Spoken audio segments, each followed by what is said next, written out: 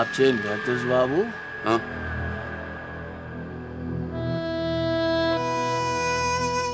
এই ভ্রাতুষ বাবু, না আসলে মিস্টার আগরওয়াল, আপনার সাথে আমার একটা পার্সোনাল কথা আছে। পার্সোনাল?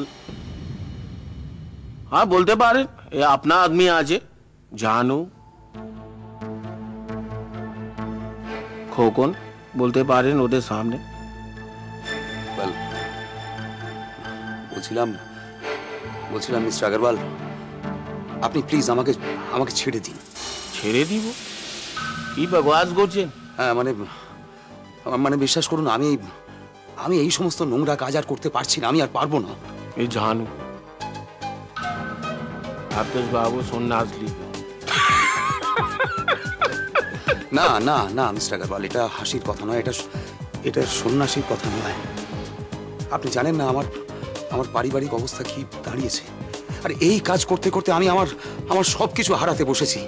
বিশ্বাস করুন, আমার স্ত্রী আবার ভীষণ অসুস্থ হয়ে পড়েছে, নার্সিংহোমে ভর্তি আছে, ওর অবস্থা খুব খারাপ। তার জন্য আমাকে কি করতে হবে? কি বলছেন মিস্টার আগরওয়াল?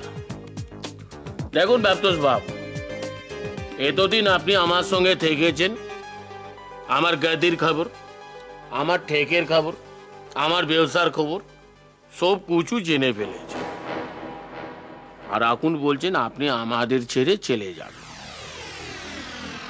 বাইরে গিয়ে যদি এই খবরগুলো লিক আউট হয়ে যায় তাহলে তো বাংলায় কি বলে না, ওই কাঁচা খোলা, তাহলে তো আমার ওই হাল হবে ভ্রাতুষ বাবু।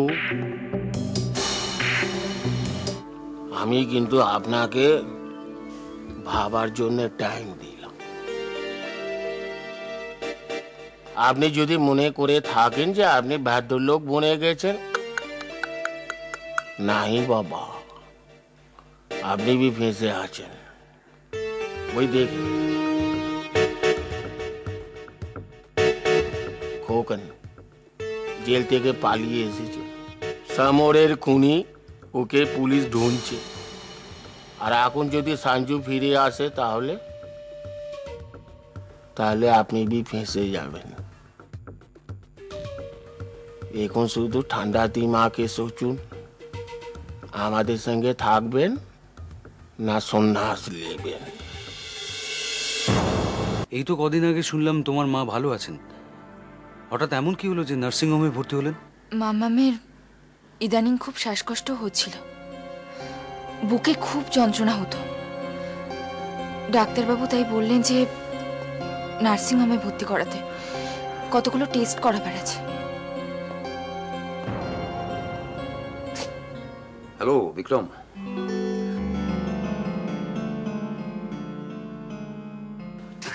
আরে থাক। কেমন আছো বিক্রম? ভালো আছি, আপনি কেমন আছেন? আর আমার থাকা, মালাকে সুস্থ করে বাড়িতে নিয়ে না আসা পর্যন্ত কি করে ভালো থাকি বলো তো? বাবা, মাম্মাম কেমন আছে? আজকে তো দেখলাম অনেকটা ভালো। পৃথ্বীরাজ বাবুর নাকটা তুলতে হবে, বড় বেশি নাক বোলাচ্ছে। খোকন, তোমাকে কিন্তু এবার মাঠে নামতে হবে। ও আপনি কিছু চিন্তা করবেন না, পৃথ্বীরাজ মুখার্জিকে চা বাগানে পাঠিয়ে দিন, ওকে আর ফিরতে দেবো না, ওর ফ্যামিলি শুদ্ধ ওখানে সমাধি বানিয়ে দেবো। আগের বারে শঙ্করপুরে নন্দিনীকে মিস করেছিলাম,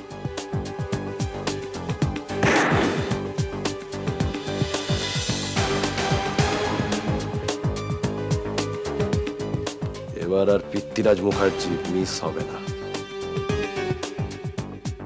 এক গুলিতে ছবি বানিয়ে দেবো।